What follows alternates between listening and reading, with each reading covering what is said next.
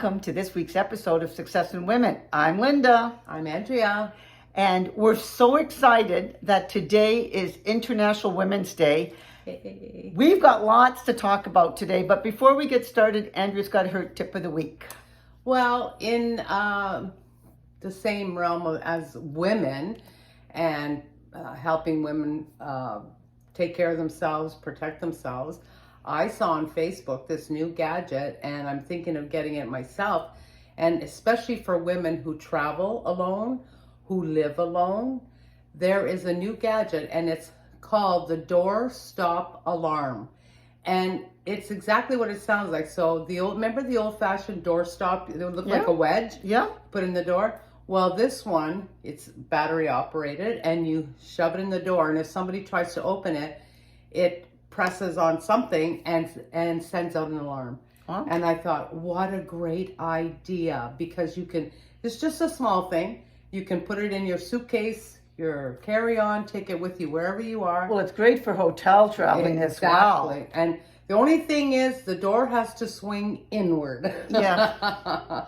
And unfortunately, some places the doors swing outward. But I thought most hotels, they swing inward. So I thought that was a great idea. If you're on a cruise ship, well, it anywhere. is, but only because, and I remember actresses, while they were in hotels, have actually, had been broken into and been raped and stuff. And flight attendants. I would think with them especially, yes. Oh, that's a great gadget. Yes. So if you're a woman that feels they need some little extra protection, check it out. It's door stop alarm. Did you check to see if it was a woman that invented it? Because wouldn't that be just ideal if it was actually a woman that thought of those safety things and came out with something? Man, so we were talking earlier, it's so exciting because when you think about, Andrea and I were very fortunate to grow up with fathers that were progressive, and she was telling me a story about her dad coaching hockey, boys hockey, and I'm going to let her tell that story in a minute, but also I remember growing up and my father, and he's been passed away since 1974, this month actually, will be 50 years that he's been gone. The thing what's really interesting is that my father could have written the book on parenting, because my father was ahead of the game in the sense of he didn't raise the boys and the girls, because we're, 3 girls and 4 boys. And he didn't raise us that there was traditional jobs and education for boys and then something different for women. He just said you could be anything you wanted to be, and he encouraged that. And I think even for me I went into accounting initially before I got into my other profession that is male dominated. And it's interesting that I would have picked something like that, but I didn't think about genders and what was normal and what wasn't. And, working all these years, and you see a room, it's mostly full of men, and then you get, a handful of women. It's increasing all the time. Right. But anyway, to get back to the fact that we were, I'll say, lucky to be children of progressive fathers that treated women equally, and when I say women, I'm talking little girls, and said that they could grow up to be anything. And tell the story, Andrea, about your father coaching a boys hockey. Right. Well, back in the day, so my father coached my brothers, because there was four girls and 2 boys. And that would have been back in the 1960s. I was born in the 50s. Right. So in the 60s. And like you say, my father never said, well, girls have to do this and boys. I mean, I remember my dad telling my brothers, get up and help your sisters with the dishes. Do this, do that, So I saw that. But the thing was, my father loved hockey, and he coached my 2 brothers. And I remember when my one brother, younger brother, joined the team. My older brother was the goalie, and Michael was center. Well, lo and behold, there was a woman, a young girl on the team. So I'm talking maybe 10 years old, maybe younger. I can't remember. But she was wanting to play hockey. And there was such a uproar about this young girl playing on the boys' hockey team. And my father was like, no problem. Let's see what she's got. And believe it or not, she ended up playing with my brother until they were maybe 16, 17 years old. She was always on one of his wings. They played together. They were the 2 top scorers in the whole league.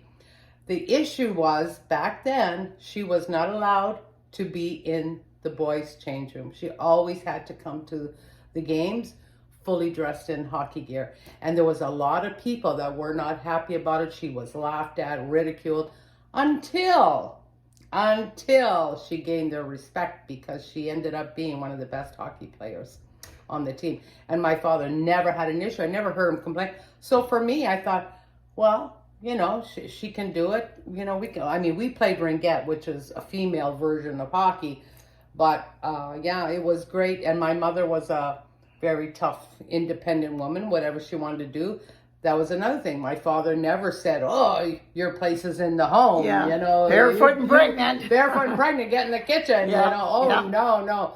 Whatever my mother wanted to do, I remember and my mother didn't drive, so my father drove her everywhere. So it was great for us women, us young girls being inspired by that, and not to feel that, well, I have to get married and serve a man my entire life, you know, to be happy. And you know what? The thing is, if that's what you want, there's no issue. No issue whatsoever. But you don't want to be pigeonholed into that's all you should be. Yeah. Or some profession that's, I'll say, traditionally women, which are teachers and nurses. Nothing wrong with any of that. They're all noble professions. Exactly. But if you wanted to be an astronaut or work behind the scenes, you know, for the space program. Right. So Andrew and I were talking about the movie called The Hidden Figures. The Hidden Figures. And it was a number of women that were really, I'll say, the brains behind a lot of the things that were going on, especially, and I believe that was with the Apollo one, right? Right. When they actually successfully brought these astronauts back. Mm-hmm. I just like... Yeah, the movie was incredible. And they were African-American women also. Educated women that still... So intelligent. But even then, I remember in the movie, I think they were working in some back room and stuff. They did not have the respect of the men until the very end. And I'm like, oh my God, these women are brilliant women. Right. Oh. I know, it gives you chills when you see movies like that. And when you see how some women were treated back in the day. And that's another thing about International Women's Day. Like I was saying to Linda earlier, we think of it as to encourage women to be successful, mostly in our world, in business. In North American standards. In North American standards, like, you know, be a CEO of companies, be an astronaut. But when we talk about international, there are women in the world that don't even eat regular meals. They're considered servants. They're below men. They're below their children. And so you feel for those women. And those are the women that we need to speak up for and help and encourage our children to advocate for them. And where if there's a space in the world where you can help, donate or I don't know, hire, but even we were talking about women. Like if you are, you know, running a company or own a company, that you get more, I'll say, you know, women into especially the non-traditional, right? You know, so that you give women opportunities and they can inspire their daughters. Right. And Andrea was telling me a fantastic story. Her daughter's a teacher, and the daughter got the class to say who inspired them, you know? And she asked them to write a short story about anybody, not just a woman, anybody famous who inspired them. And these are primary students, not teenagers. And so they all had their little say. And this one girl spoke up and she said, I'm inspired by my mother. And Sarah was like, oh, okay, I meant famous, but let's hear about it. Anyways, her mother ended up being a 2-time gold Olympic medalist for the Canadian hockey team. Yes. And Sarah was like, wow, I did not know that. And then she got it. But not only that, after this woman had retired from the hockey, she now is on one of the sports channels on the panel for as a commentator. The commentator for the hockey. Like, and, I love it. Yes, and it like, how lucky was that little girl that she could look up to her mom, and that she is inspired by her. It's not just like, oh, mom's a hockey player. First of all, that in itself is incredible. Yes. That she is a Olympic hockey player. When I'm telling you about the story of my brother's friend who was ridiculed for playing hockey and wasn't even allowed in the dressing room. And here she is. No, but that part I do agree. I don't think even back then the boys and girls should have met. But the thing is, they didn't strip down. No, but they should have accommodated they just something. Put a little bit of sweat. I think near the end, like a couple of years later, they started having, because then when the other girls saw her playing, they all wanted to play hockey. Yes, so that's what she was. She was an inspiration. She was a trailblazer. Especially, we lived in a small little village up northern Ontario, so she really inspired a lot of women.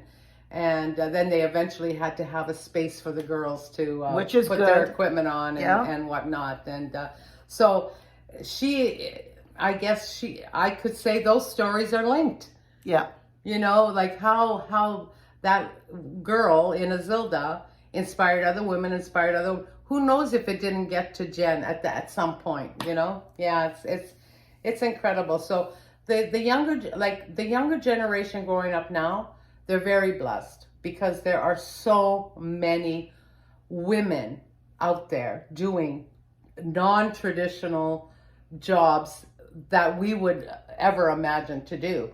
You know, astronauts, lawyers. My niece is a doctor. You know, how wonderful is that? And so they have a lot of women role models, whereas we didn't really. Like, I remember as a young girl, I loved Star Trek.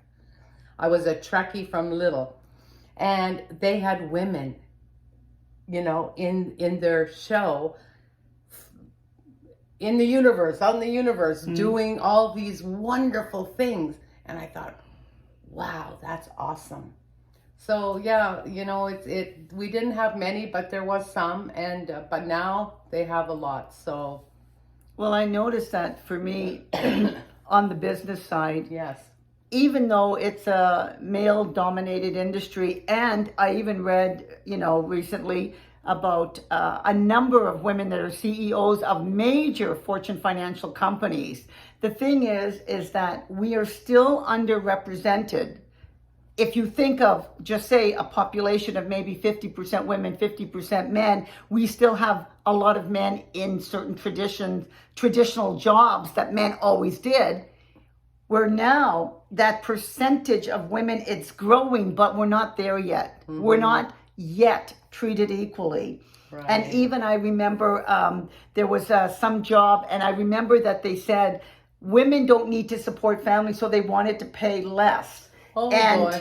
You know, I sometimes, even in this day and age, I'm like, do people still think that way? Because I never thought that way ever, because I always thought we were equal. I don't think now you can ask, right? If you're married or... Yeah, but I'm not, I'm not sure, because I'm not in the business world. No, but I'm not only talking in North America anymore. Right. I'm just, you know, in general, women are still being treated a lot less than, I'll say, equal in a lot of professions. Well, even in the movie, I was just reading something the other day about the movie Color Purple and Fantasia, who I know from... I know about that one. Yes, from when she was on American Idol.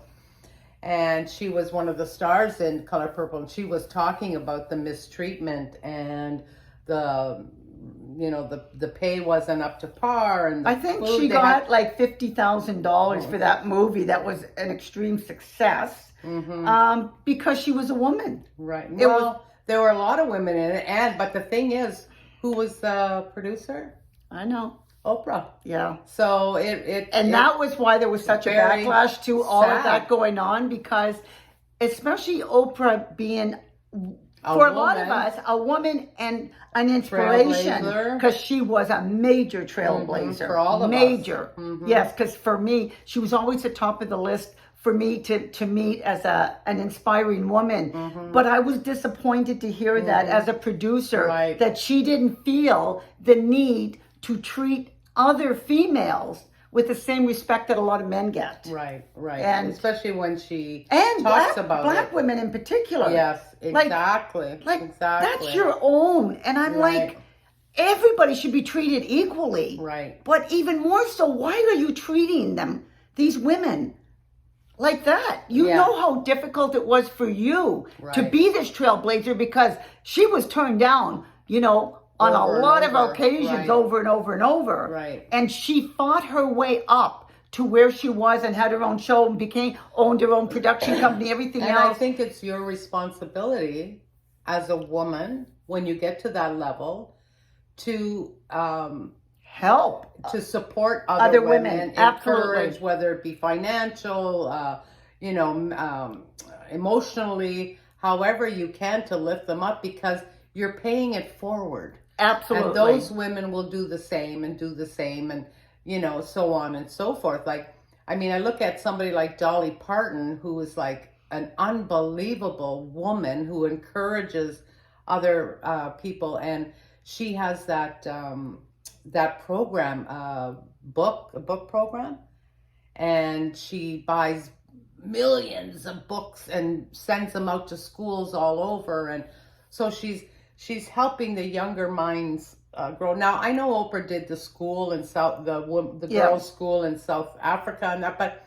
we don't hear about that here. So we don't know what's happening there, but we heard about that, so that was not good. It wasn't, and not just from that, because woman to woman, when we can, we're supposed to be supporting each other, because if we don't do it for each other, who will? I think there's still that little bit of fear that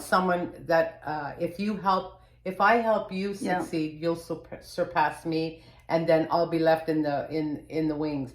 I think there's still a little bit of that because of who's on top of there, right? And especially in Hollywood and those kind of places, that's a scary world to be a part of. It is. It really is. Especially a woman, because you see older men having all these great roles and such, whereas older women have a harder time. And they're considered past their prime. I think it's getting better and better, because if you have a movie with older women in it, what are you going to do? Get young women and make them look like old women? Why would you do that? You've got amazing women that can play those parts. Well, do you remember the book club? And then they had the book club too, because of, they went to Italy and stuff, but they were all older women. Yeah. The role was for older women, and they put older women in. And it was fantastic. And the same with that, what was that one with Goldie Hawn and... the First Wives Club. First Wives Club. That was incredible. Bette Midler.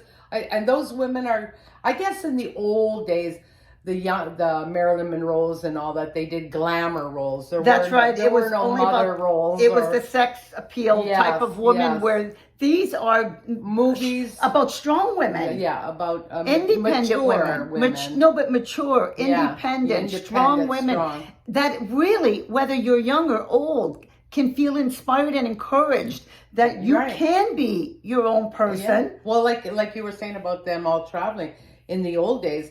You would never get women would never go traveling on their own and get the respect, or you'd be afraid. But now women travel all the time. Look at you yourself, you're always traveling alone. But it's interesting. I know a lot of men that have groups of friends that will all plan a golf holiday somewhere. Could be in Europe, could be somewhere in the States. I mean, but really nice golf holidays. So the guys can all be together. They golf, they bond, really enjoy each other's company for those, I'm going to say few days, because it's not normally more than a week or less. You don't hear women doing that so much. And the reason is because women would never consider taking that much time and money away from the family coffers, where men don't think about it for the most part. Right. They just plan these trips. And the children. And it's good that they do it. Yes. But the point is, women should be doing that because it's good for everybody. It's healthy to have some time apart from your spouse and doing stuff with other like-minded women. Right. And I've done it a lot, and I used to always say, it's funny how when you have children, the men will come home and say, oh, by the way, I'm going out to the hockey game tonight with the guys, and then, but if I had to go somewhere, I'd have to say, oh, by the way, are you going to be home tomorrow night? Because I want to go here, but are you going to be home to watch the kids?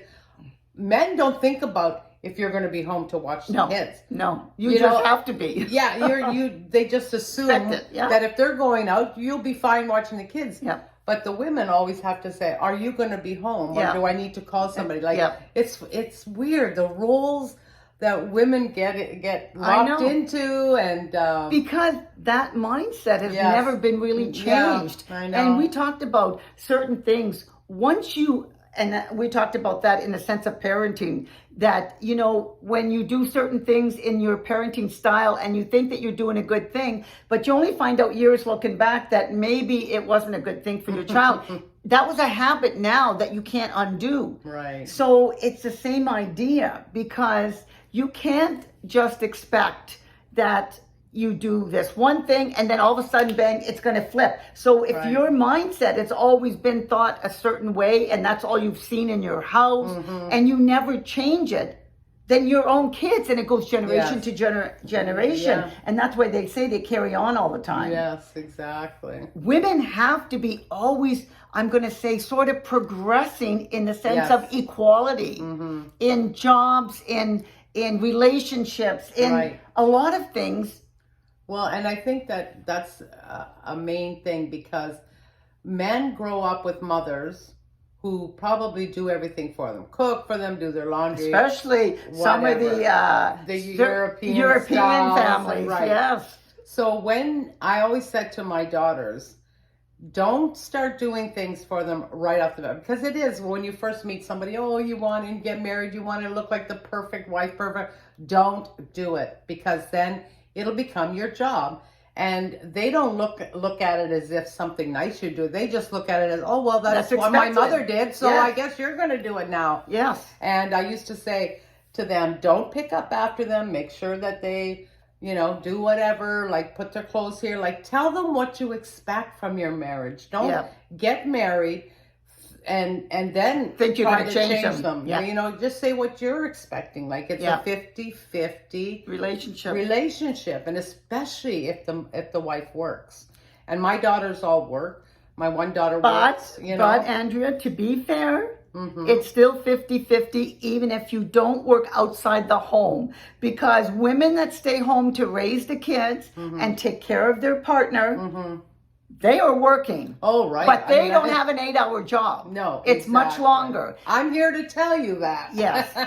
Yes. It's but I never had an issue, because with my husband, the law was laid down right from the get-go. I'm not your slave. I'm not your mother. I'm your partner. And we've never had an issue there. I'm so thankful and blessed. And I think that's maybe why, we've had a happy, long marriage, because we're partners. Yes. And if he wants to go somewhere and do something, like, he loved the Formula One. He traveled all over. Great, go. I was curling. I did curling, bond spills, whatever. We respected each other's hobbies and times. And, we had fair is fair. Like, there was a few things, but because of his business.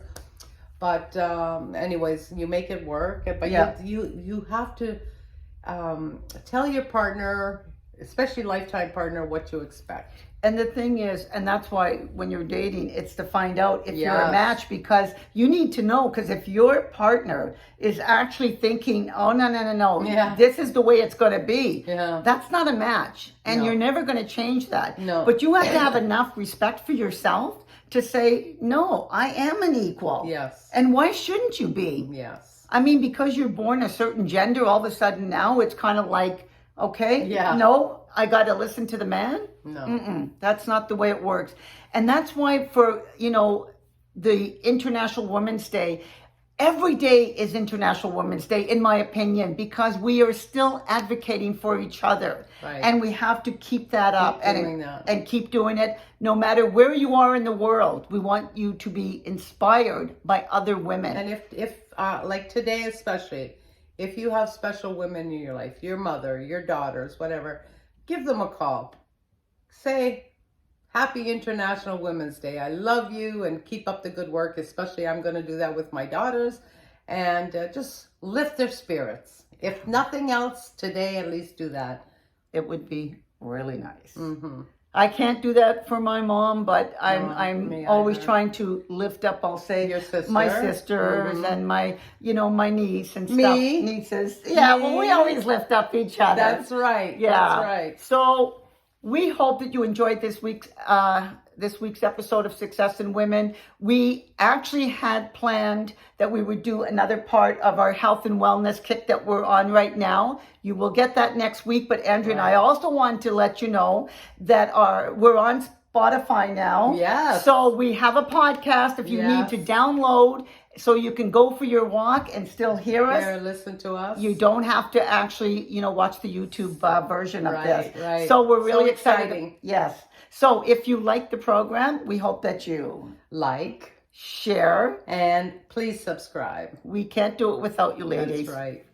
2 thumbs up. Until next week. Have a great week. I'm Bye. Linda. I'm Andrea. See you.